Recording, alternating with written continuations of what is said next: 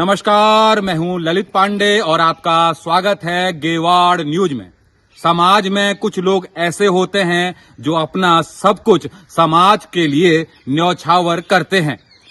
आज हम आए हैं आश्रय सेवा समिति वृद्धाजन परिवार में, जो कि चौफला दमुआ ढूंगा क्षेत्र में है, हल्द्वानी में।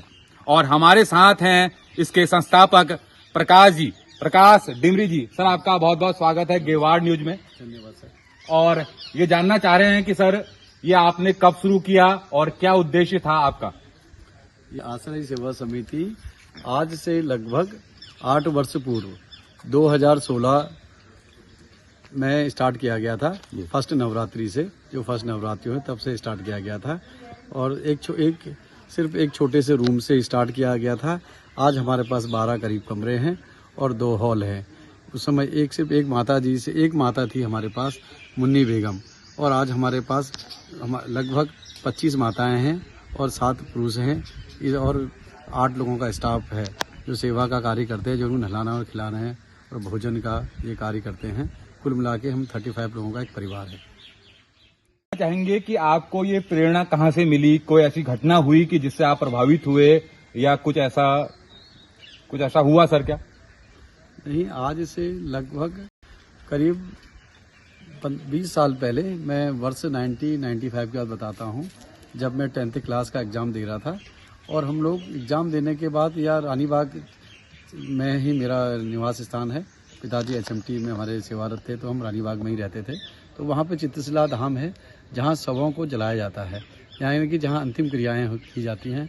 तो वहाँ पे शाम के समय इवनिंग में हम लोग अपने मित्र मंडली के साथ शिवालय में बैठा करते थे और शवों को जाते हुए, उनको जलाते हुए अपने बहुत करीब से देखते थे।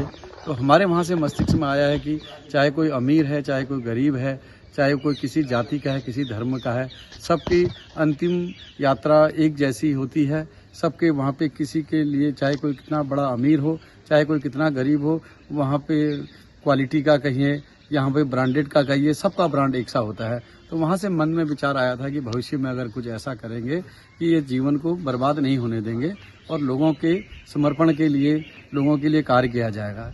तो वहीं से इच्छा आई थी कि भविष्य में अगर कुछ ऐसा संपन्न रहे तो एक ऐसा घर बनाएंगे जहाँ पे वृद्धों को रखा जाए, यानी कि वृद्धाश्रम की स्थापना की जा सके। लेकिन आज जो है संयुक्त परिवार भी जो है छोटे होते जा रहे हैं। आज लोग कह रहे हैं कि छोटा परिवार सुखी परिवार। तो क्या संदेश देंगे दुनिया को, लोगों को? इसके में यही है कि छोटा परिवार जो कह रहे हैं और बड़ा संयुक्त परिवार की जो बात हो रही है, संयुक्त परिवार के काफ़ी सारे फायदे होते हैं। और जो जीवन में जो आजकल डिमोलाइज हो जा रहा है आदमी, जो गलत कदम उठा ले रहा है या अनदेखी हो जा रही है परिवार की, तो संयुक्त परिवारों में एक साथ भोजन किया जाता था, बच्चे पल जाते थे और बड़ी जो आजकल जिसे टेंशन कह सकते हैं, जो विपत्ति कह सकते हैं, जो परिस्थितियां होती थी, वो सामूहिक रूप से बटी रहती थी, जिससे कि उनका निस्तारण इजीली वे में हो जाता था। तो संयुक्त परिवार के बहुत सारे फायदे होते थे और आदमी खुशी के लिए एकल परिवार में जाना चाह रहा है। जहाँ पर एकल परिवार में जाके, जहाँ पे तलाक हो रहा है, डिवोर्स हो जा रहे हैं, मेंटली डिस्टर्ब हो जा रहा है आदमी, यहाँ तक कि सुसाइड कर ले रहा है। अगर आज तक सर, आप वृक्षारोपण के भी लिए लगातार सक्रिय रहते हैं, पर्यावरण बचाने के लिए भी रहते हैं, वो उसका थीम, उसकी प्रेरणा कहाँ से मिली सर, और क्या संदेश देना चाह रहे हैं उस मामले में? उस मामले में संदेश ये है कि वृक्ष है तो जीवन है, वृक्ष है तो फल है, वृक्ष है तो ऑक्सीजन है, वृक्ष है तो हमारे को जल भी वृक्षों से मिलता है, हमारे को फल वृक्षों से अपार संभावनाएं मिलती हैं। हम तो ये कहते हैं कि जिस प्रकार धरती है, पृथ्वी है, जल देव है, अग्नि है, भूमि है, वृक्ष देवता हैं, सूर्य भगवान हैं, ये साक्षात भगवान हैं, साक्षात, क्योंकि ये देने का कार्य करते हैं, ये लेने का कार्य नहीं कर रहे हैं।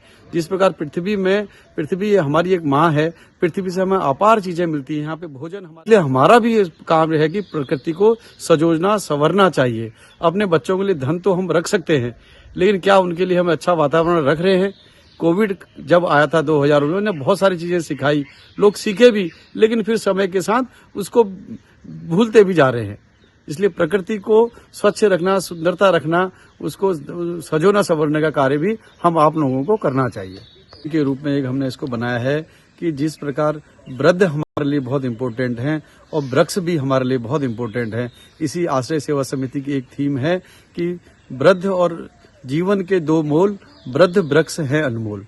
ये दोनों चीजें हमारे को कुछ ना कुछ दे के ही जाती हैं, कभी हमसे लेती कुछ नहीं है।